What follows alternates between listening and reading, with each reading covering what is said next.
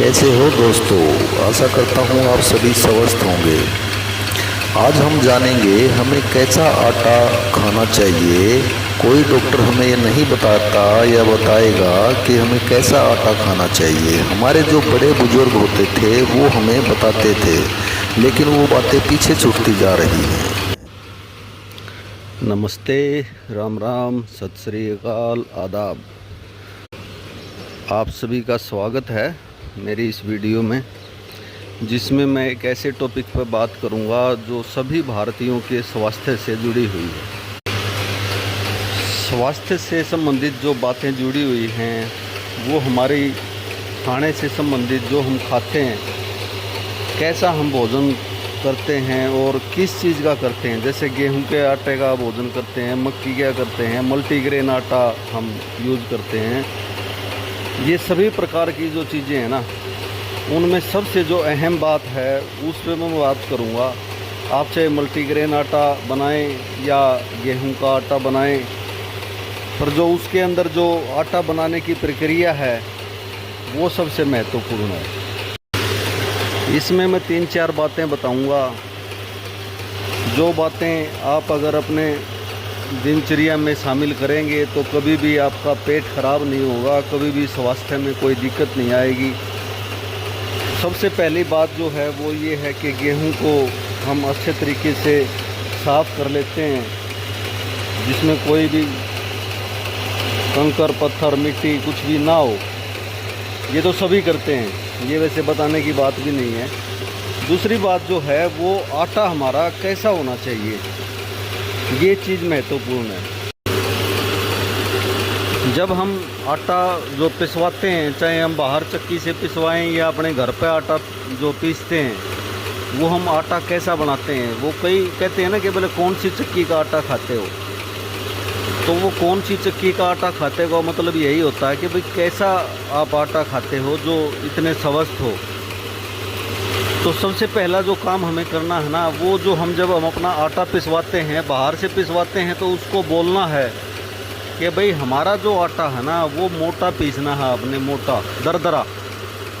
चक्की वाला समझ जाएगा दरदरा किस चीज़ को बोलते हैं, दरदरा। और आप अगर खुद बैठ के अपना आटा पिसवा सकते हैं तो बहुत ही अच्छी बात है। उसमें आप चेक करवा लो, खुद से भी चेक कर लो कि भाई आटा दरदरा है कि नहीं है। दरदरा मतलब जब हम इसको चेक करते हैं ना, उंगली और अंगूठे के बीच में ऐसे रख के, तो हमें पता चलना चाहिए कि वो हमारे उंगली और अंगूठे में महसूस हो रहा है, वो हमें महसूस हो रहा है कि आटा हाँ मोटा है, मोटा आटा है। बारीक आटा बिल्कुल भी नहीं पिसवाना है। जितना बारीक आटा होगा उतना ही हमारे पेट के अंदर जाके आंतों में फंसेगा, जमेगा। इसीलिए तो मैदे की चीज़ें खाने से मना किया जाता है। मैदा बहुत बारीक होता है।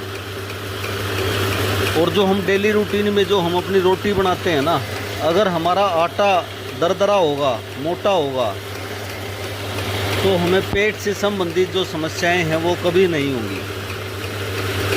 और दूसरी बात, इसके अंदर जो एक गलू होता है, गलू गेहूं, जैसे हम गेहूं का आटा, मैं अभी पीस रहा हूं गेहूं का आटा, जब हम 10-5 दाने अगर मुंह में लेके चबा के देखें, उनको चबाएंगे चबाएंगे चबाएंगे, तो बाद में एक गलू टाइप की एक चीज़ बचती है, वो जो होती है ना, वो चिपचिपापन जो पैदा करती है, वही हमारी आंतों में जाके नुकसान करती है। और जब जितना आटा बारीक होगा, मैदा बना दिया या बारीक आटा बना लिया, तो वो उसके अंदर जब हम रोटी बनाते हैं, एक तो हमारी रोटी इतनी मतलब जो कहते हैं ना कि रबड़ सी रोटी होगी, टूटती नहीं, और दूसरी वो लख जाती हैं, जल जाती हैं।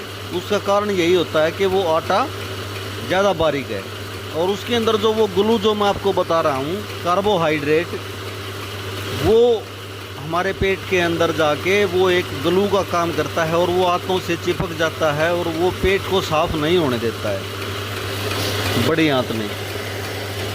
तो आटा हमेशा हमें दरदरा ही पीसना है, दरदरा ही पिसवाना है। अगर हम बाहर से ख़रीद रहे हैं तो उसको चेक करके लें कि वो दरदरा है कि नहीं है। ये देखो, आटा आपको दिखाई देगा, हाँ दरदरा है। दरदरा आटा ऐसा होता है भाई। और जब हम इसको छाननी में छानेंगे ना, तो इसका जो छानस बचता है ऊपर, जो बूर बचता है, वो वही है वो जो मैं आपको बता रहा हूँ, वो जो ग्लू का काम करता है। वो जितना ज़्यादा आपका बाहर निकल जाएगा, आपकी उतनी शानदार रोटी बनेगी और उतना ही शानदार आपका पेट रहेगा।